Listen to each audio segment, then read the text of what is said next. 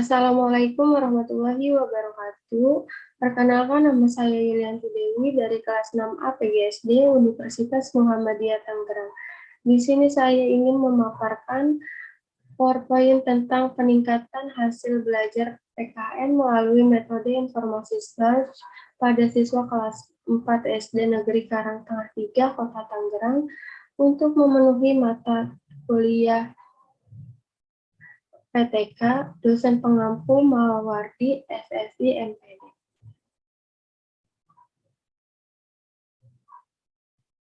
Yang pertama di sini ada bab 1 pendahuluan, latar belakang. Menurut Undang-Undang RI Nomor 20 Tahun 2003, pendidikan adalah usaha dasar dan terancam untuk mewujudkan suasana belajar dan proses pembelajaran agar peserta didik secara aktif mengembangkan potensi dirinya untuk memiliki kekuatan spiritual keagamaan, pengendalian diri, kepribadian, kecerdasan, akhlak mulia, serta keterampilan yang diperlukan dirinya, masyarakat, bangsa, dan negara. Sekolah dasar sebagai pendidikan formal yang pertama bagi anak, merupakan wahana sarana yang paling tepat dalam membentuk konsep berpikir. Kondisi ini kemungkinan anak mampu mengembangkan kreativitas, imajinasi, ekspresi, dan sebagainya dalam situasi belajar di sekolah. Namun, demikian potensi yang dimiliki peserta didik tersebut tidak serta-merta dapat muncul secara optimal tanpa bantuan guru di sekolah. Peran guru merupakan unsur yang dominan dalam menentukan pencapaian tujuan pembelajaran yang telah ditetapkan dalam kurikulum SD.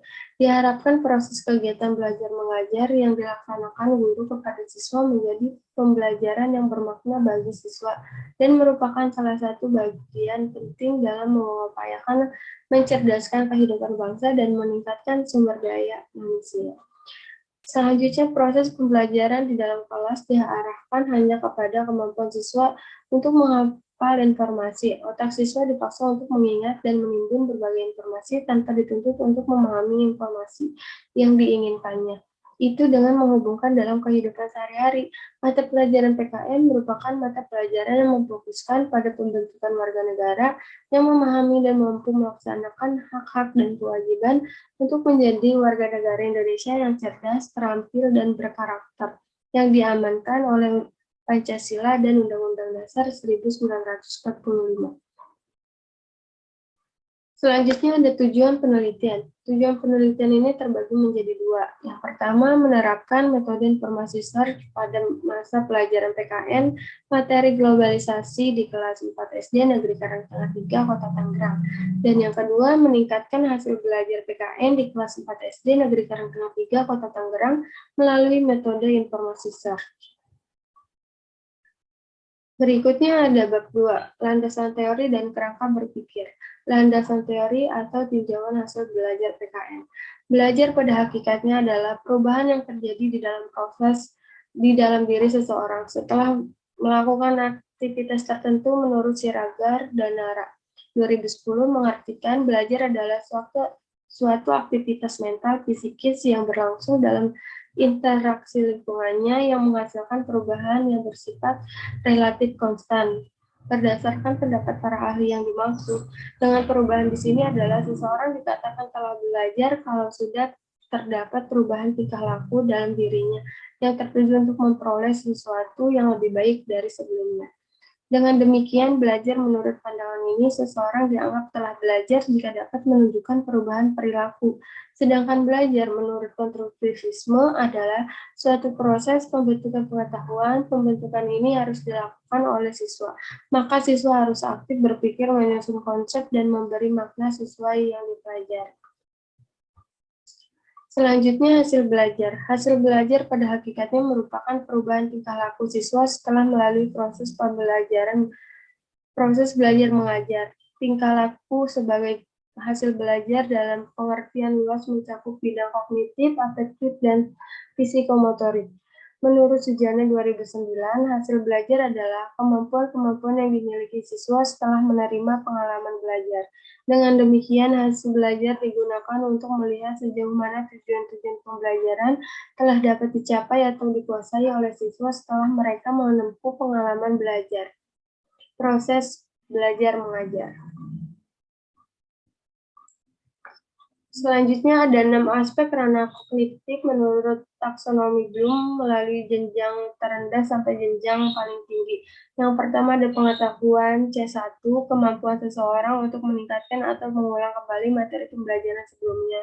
Dan yang kedua ada pemahaman, bisa disebut C2, yaitu kemampuan seseorang untuk menangkap atau membangun makna dari materi.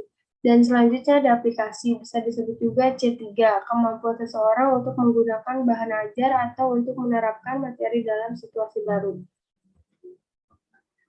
Dan yang keempat ada analisis, bisa disebut juga C4, kemampuan untuk memecahkan atau membedakan bagian dari bahan ke dalam komponen.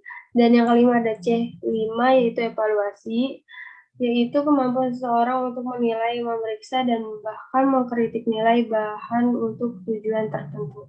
Dan yang terakhir ada sintesis, bisa disebut juga C6, kemampuan untuk menetapkan bagian-bagian bersama-sama untuk membentuk unit baru atau kohoren, Sujana 2009. Selanjutnya bab 3 metode penelitian, pendekatan penelitian. Jenis penelitian ini adalah penelitian tindakan kelas atau PTK. Penelitian tindakan kelas merupakan suatu perencanaan atau pengamatan terhadap kegiatan belajar yang kemudian diberikan sebuah tindakan dengan tujuan untuk memperbaiki dan meningkatkan mutu. Penelitian ini dilakukan dengan penelitian kemis dan teragan yang pelaksanaan kegiatan membentuk spiral yang dimulai dari perencanaan, tindakan, pengamatan, refleksi, perencanaan kembali merupakan dasar untuk suatu ancang-ancang pemecahan permasalahan.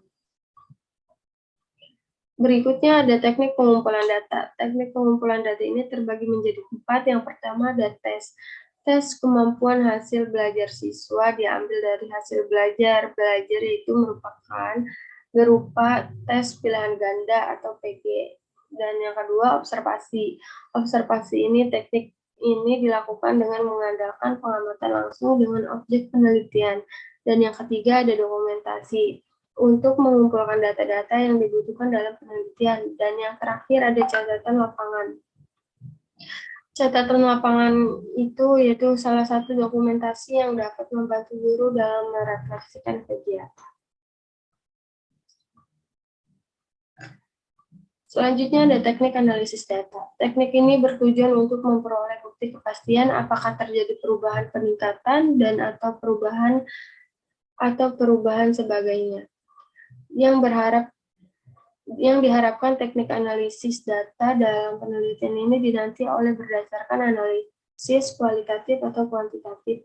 Analisis data kuantitatif digunakan untuk menganalisis tingkat ketercapaian hasil belajar siswa maupun tingkat aktivitas tindakan guru dan siswa melalui karakteristik deskripsi.